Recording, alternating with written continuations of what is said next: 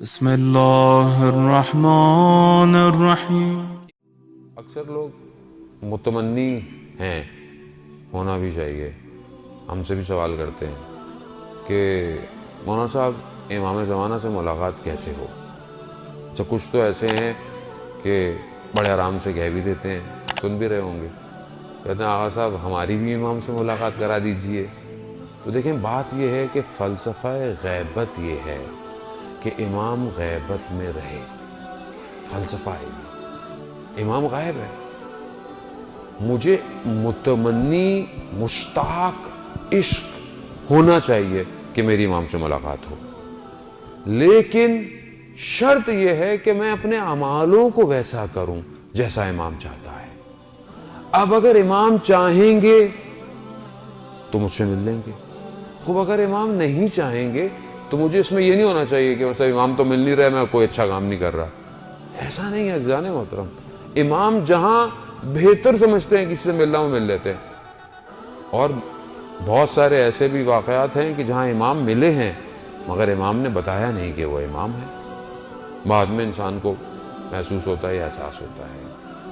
تو امام کا وجود ہر جگہ ہے۔ امام ایسے نہیں کہ آپ بولیں کہ یہاں امام نہیں ہوں گے، وہاں امام نہیں ہوں گے، یا فلانی جگہ امام نہیں ہوں گے، یا صرف امام بارگاہ میں امام ہوں گے۔ نہیں عزیزان، امام ہر جگہ ہے۔ کیوں؟ خدا کی قدرت ہے۔ خدا جس کو 1100 سال سے زیادہ زندہ رکھ سکتا ہے، خدا اسے ہر جگہ بھی رکھ سکتا ہے۔ خب یہ عقیدہ اور ایمان ہونا چاہیے کہ امام دیکھ رہے ہیں، اور امام ہر وقت دیکھ رہے ہیں۔ آپ ہی گھبرائیں نہیں کہ ابھی آپ کو نہیں دیکھ رہے، امام ابھی بھی آپ کو دیکھ رہے ہیں، امام ہمیں دیکھ رہے ہیں۔ ہمارے اعمال امام تک جاتے ہیں عزیزان محترم، ہفتے میں بعض روایات 2 دفعہ کہتی ہیں، لیکن جاتے وقت کیا ہم اپنے امام ہمارے اعمال نامہ دیکھ کر خوش ہوتے ہیں یا گریہ کرتے ہیں؟ 2 کنڈیشن سے زیادہ تیسری کنڈیشن نہیں ہے۔ اب میں کوئی بھی عمل کروں، یہ دیکھوں کہ میرا مولا میرے اس عمل سے راضی ہے یا نہیں ہے۔ تو اگر تو میں امام کی خوشنودی کے لیے کام کر رہا ہوں تو خوش بحال، اور اگر خدا نہ خواستہ عزیزان محترم میں اپنے امام کو ناراض کر رہا ہوں تو میں کیسا مومن ہوں جو اپنے مولا کو تکلیف دے رہا ہوں۔ جوانوں کے لیے بہرحال یہ واقعہ میں پہلے بھی عرض سے میں چکا ہوں، لیکن آپ کی حسن سماعت کی نظر کہ ایک غالب دین نے اس کو بیان کیا، مختلف طریقے سے بیان کیا۔ انہوں نے دیکھا کہ سفر کر رہے تھے مشہد مقدس کی طرف، تو دیکھا ایک لڑکا برابر میں سوار ہے، ظاہراً حلیے سے بڑا ماڈرن لگ رہا تھا، پینٹ جو لباس اس نے پہنا ہوا تھا، تو لیکن جیسے ہی جگہ پر گاڑی رکی، کچھ ہوا تو نماز کا وقت آیا، تو اس جوان نے کہا کہ اگر آپ فوراً نہیں پڑھ رہے تو مجھے اجازت دیجیے، میں فوراً نماز پڑھوں۔ تو بڑی تو بعد میں انہوں نے اس سے پوچھا کہ ظاہراً تو تمہارا حلیہ ایسا نہیں لگتا کہ مطلب لباس تم نے بالکل بڑا ماڈرن سا پہنا ہوا ہے، اور لیکن تم نماز کے لیے اتنے تشنا، اتنے فوراً اول ٹائم پہ، ماجرا کیا ہے؟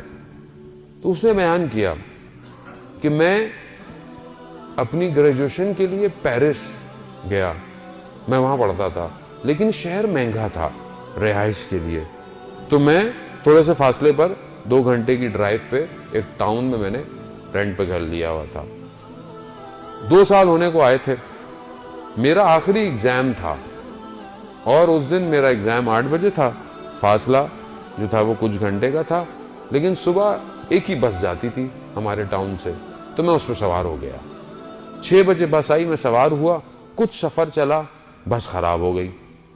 اب جب بس کے ڈرائیور نے دیکھا، کافی دیر کوشش کی کرنے کی، کچھ نہیں ہوا، تو میں ہائی وے پہ چلا گیا۔ کچھ اور بھی لوگ تھے کہ شاید کوئی سواری مل جائے جو شہر تک لے جائے، لیکن دور دور تک کوئی سواری نہیں تھی۔ اب جب ڈرائیور نے بولا کہ اب کچھ نہیں ہو سکتا، میکینک کو لانا پڑے گا، تو وہاں پر میں ایک کونے پر بیٹھ گیا اور اپنے سر کو اپنے گھٹنوں میں رکھ کر، کیونکہ میں جب وہ کہتا ہے میں جب آیا تھا یہاں تو اس سے پہلے اپنے شہر میں نماز پابندی سے پڑھتا تھا، لیکن جب سے میں یہاں آیا تھا تو کچھ ماحول، کچھ اپنی سستی کی وجہ سے نماز میری ضعیف ہو گئی تھی، ترک کر دیتا تھا کبھی کبھی۔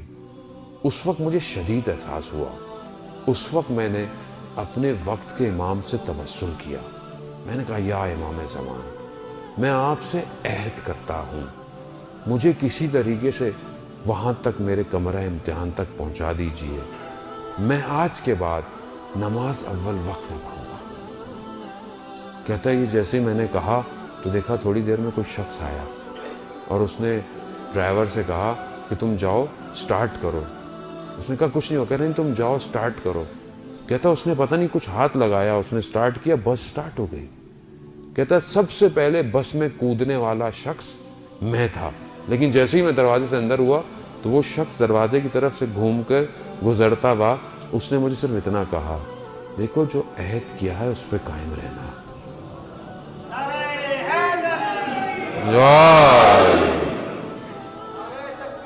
اللہ اکبر، اللہ اکبر، یا رسول اللہ، یا رسول اللہ، یا عزیزاً اللہم صلی علی محمد آل محمد. وہ کہتا ہے کہ جب میں نے یہ سنا تو میرا بدن خشک ہو گیا. میں نے کہا کہ یہ میری بات اس شخص کو کیسے پتہ چلی؟ کہتا ہے جب تک میں یہ سمجھتا کہ یہ وقت کا امام ہے، یہ امام کی طرف سے آیا ہوا کوئی شخص ہے، میں جیسے ہی نیچے اترا دیکھا وہ شخص غائب ہو چکا تھا. عزیزان محترم، امام کسی جگہ کے محتاج نہیں ہے. آپ دنیا کے کسی حصے میں بھی ہوں، کسی حصے میں ہوں، گاؤں میں ہوں، دیہات میں ہوں، شہر میں ہوں، کہیں پہ بھی ہوں، امام کی دسترس میں ہے. اب یہ میرے پر ڈیپینڈ کرتا ہے کہ میں کتنا امام سے رابطہ کرتا ہوں. تو علامہ مجلسی اول فرماتے ہیں کہ میری امام زمانہ سے ملاقات ہوئی تو میں نے امام سے کہا کہ مولا مجھے خدا سے مانگنے کا طریقہ بتا دیجیے. تو امام زمانہ نے مجھے صحیفے سجادیہ کی طرف متوجہ فرمایا کہ یہ وہ دعائیں ہیں کہ جن کے ذریعے سے تم اپنے پروردگار سے رابطہ پیدا کر سکتے. عزیزان وہ دعائیں میری زندگی میں کہاں ہیں؟ میں آپ سے کیوں اپنے آپ سے کہہ رہا ہوں. 200 سے زیادہ دعائیں ہیں امام کی جو جمع کی گئی ہیں. صحیفے سجادیہ میں 50 سمتنگ ہیں. 50 سے زیادہ صحیفے سجادیہ کی شرح لکھی جاتی ہے.